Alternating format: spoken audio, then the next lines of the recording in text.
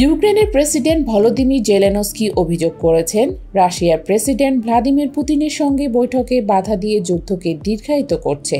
মার্কিন president Donald Trump এই দুই নেতার মধ্যে একটি শীর্ষ সম্মেলনের আয়োজন করার চেষ্টা করছেন, কিন্তু রাশিয়ার পররাষ্ট্রমন্ত্রী সের্গেই লাভরভ বলেছেন, এমন কোনো বৈঠকের পরিকল্পনা নেই। জেলেনস্কি শুক্রবার কিয়েভে ন্যাটো মহাসচিব মার্ক রুটের সঙ্গে এক সংবাদ সম্মেলনে বলেছেন, রাশিয়া বৈঠক এড়াতেই সবকিছু করছে।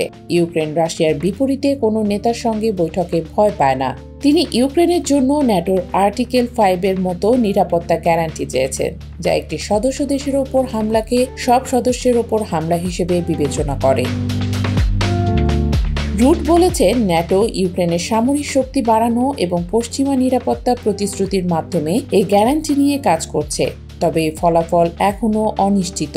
এদিকে রাশিয়ার পররাষ্ট্রমন্ত্রী লাভরভ এনবিসি নিউজকে বলেছেন, কোনো বৈঠকের পরিকল্পনা নেই, কারণ এজেন্ডা একেবারেই প্রস্তুত নয়।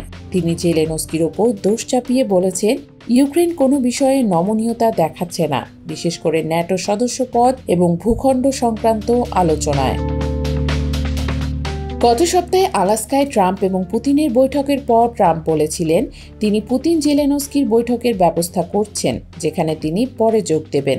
তবে শুক্রবার ওয়াশিংটনের সাংবাদিকদের সঙ্গে কথা বলার সময় ট্রাম্প বলেছেন, এই দুই নেতা তেল আর ভিনেগারের মতো, যারা সহজেই মিশতে পারেন না। তিনি স্বীকার করেছেন, এই যুদ্ধ বন্ধ করা তার চেষ্টা করা সবচেয়ে কঠিন কাজ। এই সপ্তাহে ট্রাম্পের সঙ্গে জেলেনস্কি এবং ইউরোপীয় নেতাদের বৈঠক হয়, যেখানে ইউক্রেনের জন্য নিরাপত্তা গ্যারান্টি নিয়ে আলোচনা হয়েছে। এদিকে যুদ্ধক্ষেত্রে উত্তেজনা অব্যাহত রয়েছে। বৃহস্পতিবার রাশিয়া ইউক্রেনে 574টি ড্রোন এবং 40টি মিসাইল দিয়ে সাম্প্রতিক সময়ে সবচেয়ে বড় হামলাগুলোর একটি চালিয়েছে। বিপরীতে ইউক্রেনের একটি ড্রোন রাশিয়ার ব্রায়ানস্ক অঞ্চলে ড্রুজবা পাইপলাইনের তেল পাম্পিং স্টেশনে হামলা করে।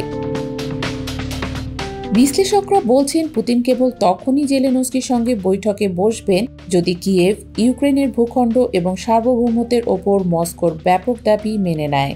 এই সপ্তাহের কূটনৈতিক প্রচেষ্টা সত্ত্বেও শান্তি আলোচনার পথে বড় বাধা হয়ে গেছে। রাশিয়ার অব্যাহত হামলা এবং ইউক্রেনের ভূখণ্ড রক্ষার অঙ্গীকার শান্তির সম্ভাবনাকে জটিল করে তুলেছে।